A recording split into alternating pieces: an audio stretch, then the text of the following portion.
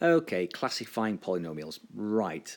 This, can you see, leading term x cubed, that would be a cubic function, okay?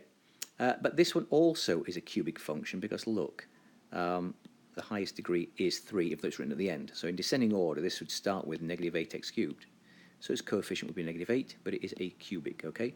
This is just a constant, because if you think of y equals negative 14, because you can think of that, remember, as y equals negative 14, then somewhere down here, negative 14, that's just a constant. Here's a quadratic, okay, an x squared. This is a linear, okay, single x.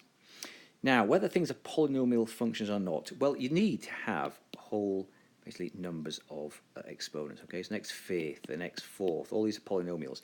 Can you see this here? Okay, this is not good because if I wrote this like this,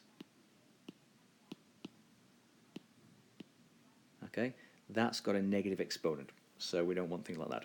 Okay, this here, this would have a fractional exponent if I wrote it like this. That's, again, you have to know things like that. I could write that like that, so it's not a whole number, you know, a whole positive number, I should say.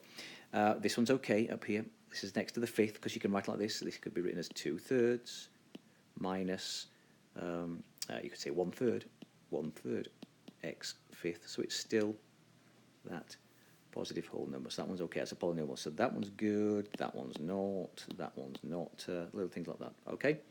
So that's just classifying polynomials.